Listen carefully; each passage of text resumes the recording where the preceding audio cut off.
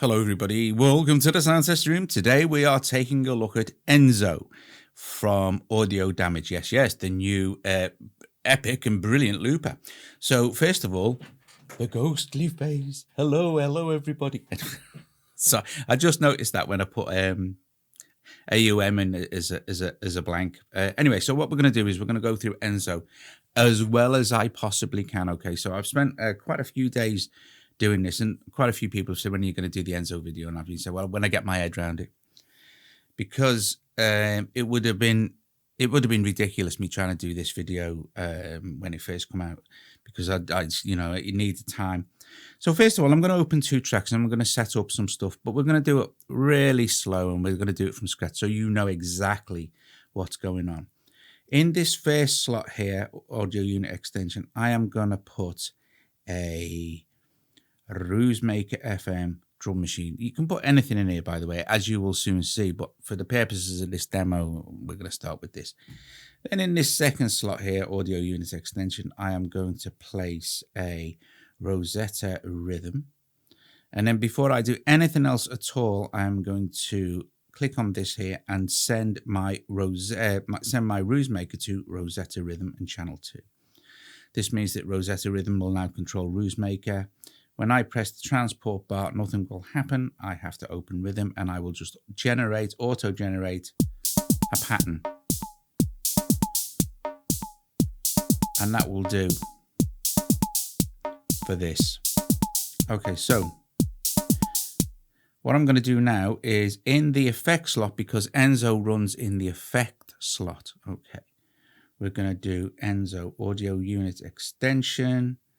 And we'll go to ENSO here, which is audio damage, and we're going to open up. And the first thing I'm going to do, this is what it's going to happen when it opens up for the first time for you. I'm going to leave dub in place on. Okay, I'm going to set the length, the unit length here to measure, and I'm going to set the mode quantize to measure. This means, because I'm recording a rhythm, this means that ENSO is going to be quantized to that pattern. We don't need to worry about this side yet. This side is where it gets really creative. This is the looper section, and this is what you need to know. Here it says trigger. Okay, this is the button you want to be using. You don't want to be using these buttons here, record, the little plus or the play or the stop, just yet.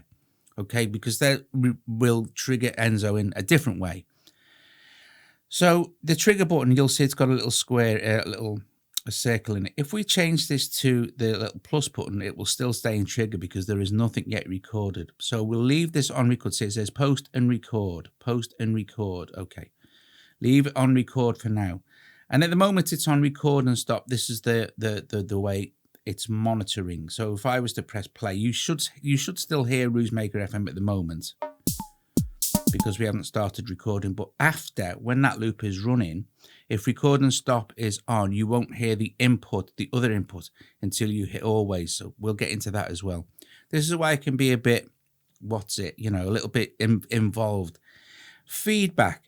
Do not leave the feedback at 50 unless you want your first loop to start fading away in the background as you've recorded your second loop. You will also understand that that's great for creating like delay effects and things like that. But I'm going to leave this on about 90. That will hold it there for a long time. 100% will just hold it there forever. But 90, 95, doesn't really matter. But anywhere high is good. Okay, so it's on 120 BPM. And it's on trigger and it's on measure. So it's not going to start to record anything until ENSO recognizes AUM's measure count. So if we press play, as soon as I hit trigger, it will wait till it counts around to its next measure. Now I want to set my length to, I'll leave it on 2 bars. Okay, so 2 measures. And it'll record. And it'll stop recording when it gets to its 2 measures. Now, what you're hearing now is ENSO's recorded buffer, this here. If I was to take Roosmaker out completely, ENSO would still be there, which is brilliant because now we can do things like this. Let's just stop. Okay. We can get rid of RuseMaker now, and we can get rid of Rosetta Rhythm. We don't need it anymore, but that was only to create that drum pattern. So let's put in audio unit extension here. Let us put in a phosphor, which is another app from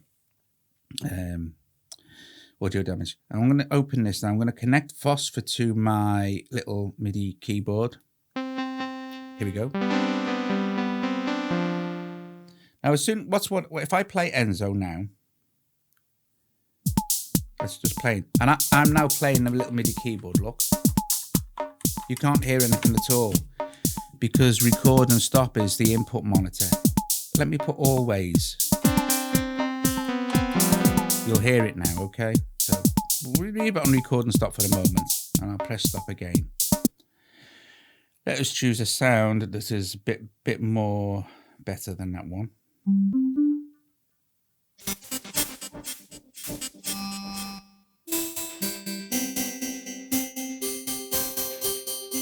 Okay, that'll do. I like that one. So now, what we're going to do now you will see it says the trigger is for recording again, but I'm going to change that now because we have a loop there already. If I put this to post if I change this to the little cross is overdub, and what that means is that ENSO will just continually now be in overdub mode when I press the trigger button. Okay, so we'll hear the original loop from RuseMaker FM, but we'll also be able, because I'm on record and stop, we'll also be able to hear. Oh, we can hear it anyway, but we can. Let's just play this now. So let's go into start. We're playing it. Let's start this off. See, it's going to be just overdubbing all the time.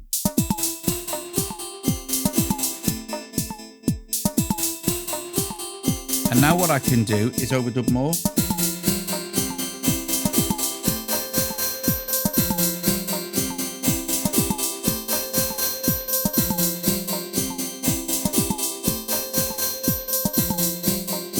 Now, listen, I'm going to take the feedback down.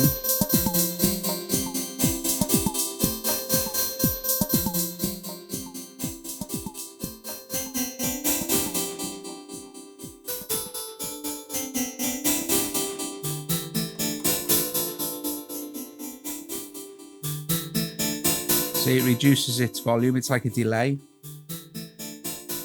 Let's take it back up.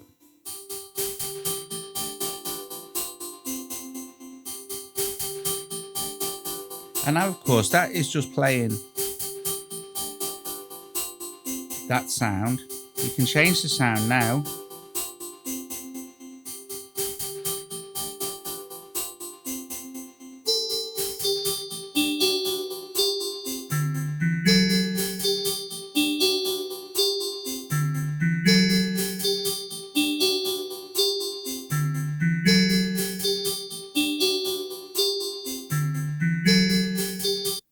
Okay, so this little X here will clear everything that's in there. Now, the difference between using the trigger buttons and using the record function, let me just turn the volume of that down a little bit. If I use let's put the, what's it on the metronome? If I use the record function now for this, ENSO will just record. It will just record. I'm not sure how long it'll record for, but it's quite a while. It's quite a while. So you could actually, it's probably long enough to record an entire track. I'll show you what I mean. So if I just press record now.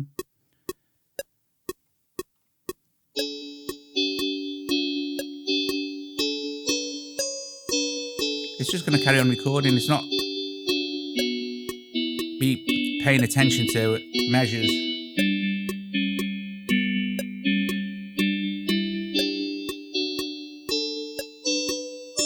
Until you've finished what you want to record, and then you can press stop. And then the next one, if we hit either the overdub or the trigger, we're going to be in overdub mode again over what we've just recorded, sort of thing. So let's try that out.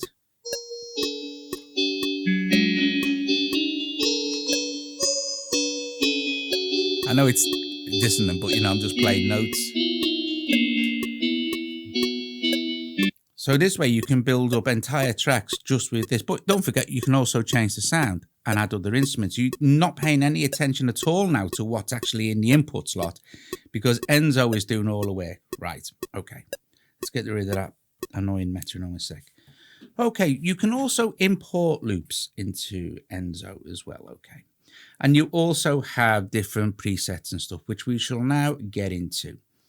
Okay, so that's basically this. The unit length is, you can probably guess, is quarters or mode quantizing in eighths or sixteenths, or you can have it for free. This is something that you can mess around with. This is like always never record. This is your monitoring situation, that's all. And always that the first thing that you record, you can, you know, don't worry about anything else. It's just recording its initial thing. Okay, so that's that. All right, so let's see. Let's record something else, and I'm going to show you some of this other stuff. So what we'll do this time is let's do with an audio unit extension. At this time, let's choose Accent. And that's going to be running because the transport is running. Okay, so let's do this. Let's do this little beta here. And let's press the transport.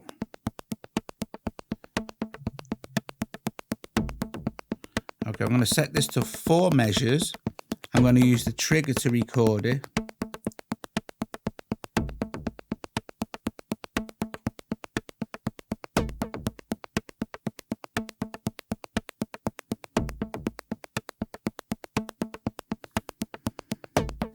Right, a sec.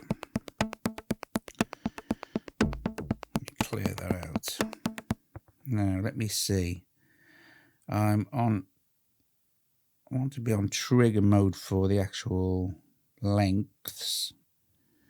I'll record. Right, okay. Not overdub. Right, okie dokie, let's go. Start that off again. I think this is right.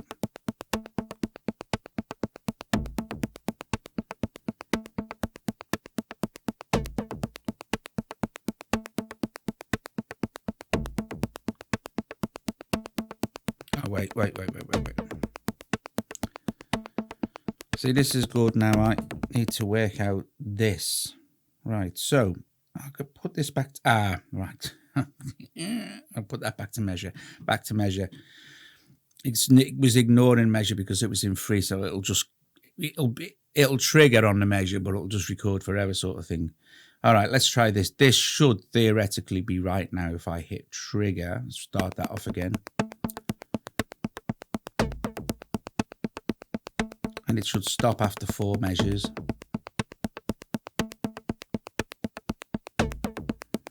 Okay. So now we've got that going.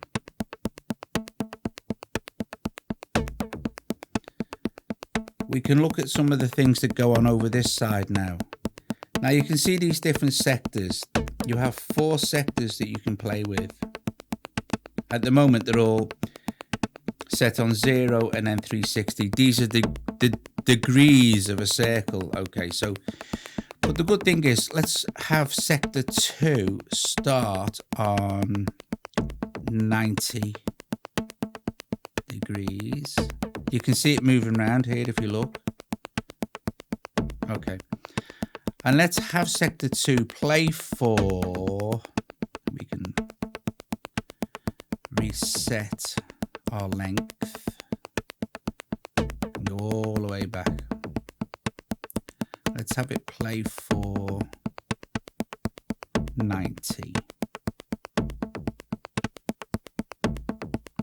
Okay, so it starts at 90 and plays for 90. You see it jump back. So if I now set sector 1 to be, you can see it going backwards in here, but if we set that to 90, right, this is sector 1 playing from 0 degrees to 90 degrees, then sector 2, we can just trigger, and so on and so forth. So you can split it up into 4 sectors of your choice of degree of circle. And then, of course, we could go back and we could overdub some more stuff and whatever. Okay, so now I want to get to the link. When link is enabled, the only thing that's going to matter is play speed. And play speed is...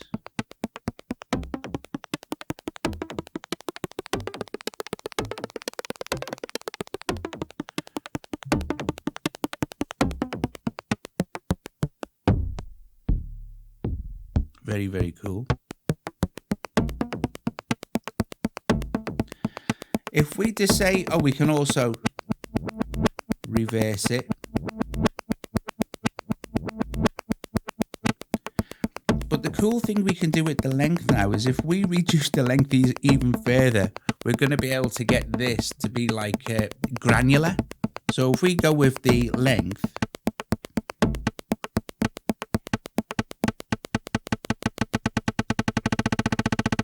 and if we go to 1,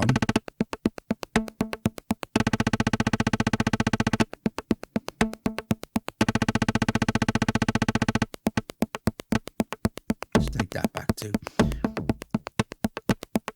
so let's make it a bit bigger now. Let's make this 180. So we've got like a half a complete circle running for sector 2. If we disable these now, we can choose different record speeds. So we could, the next thing we could have it record faster. So that would mean that whatever you do now, go over here and record more stuff, which I'd have to change my audio unit. Let's put mood in there.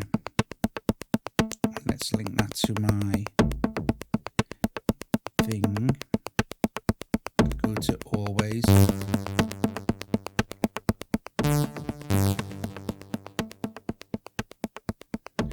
So if I record now, this is going to go into overdub mode, but it should record at a different speed.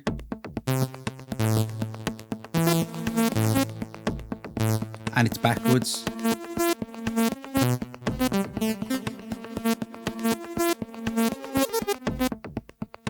But we could go forwards.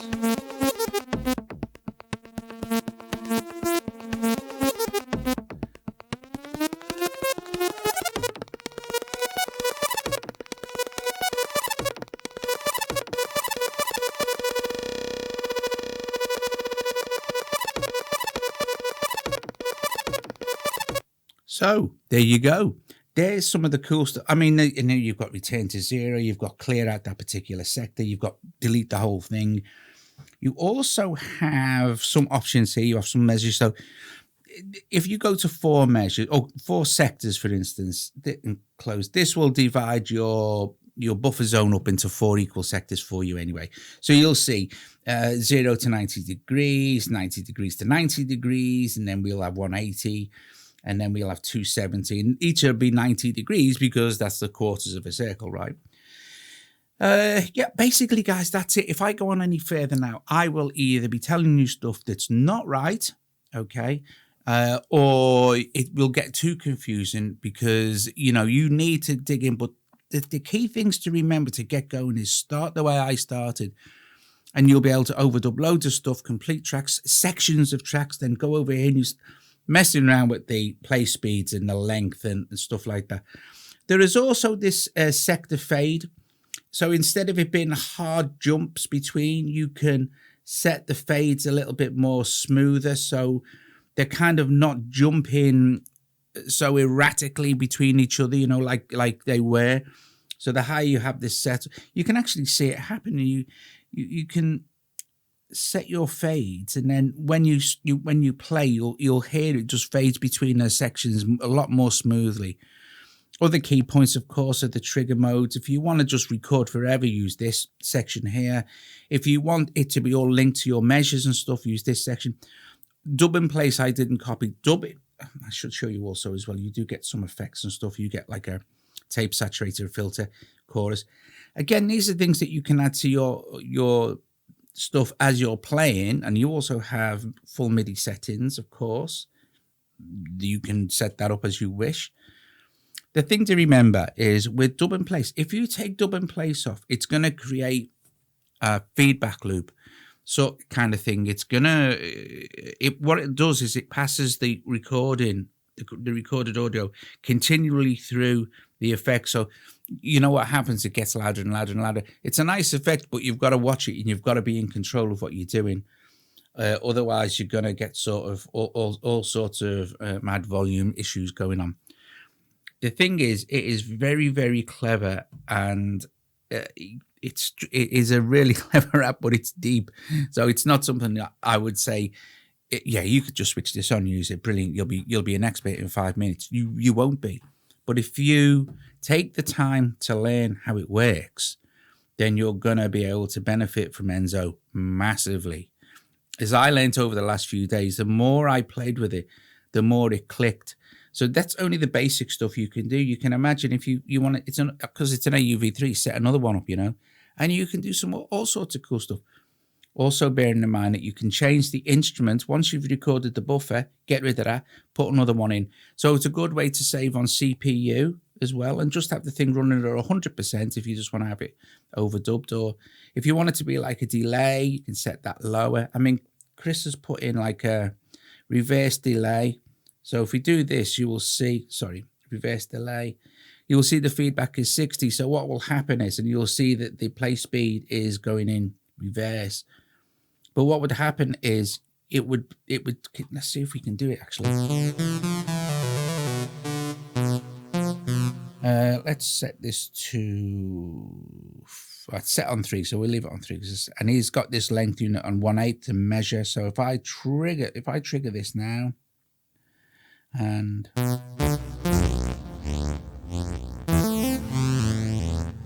it's on, you can see it's on overdub.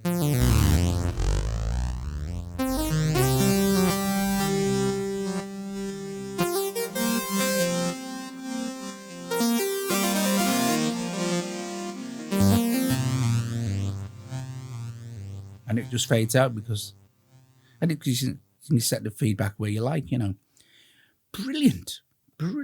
Anyway, there you go.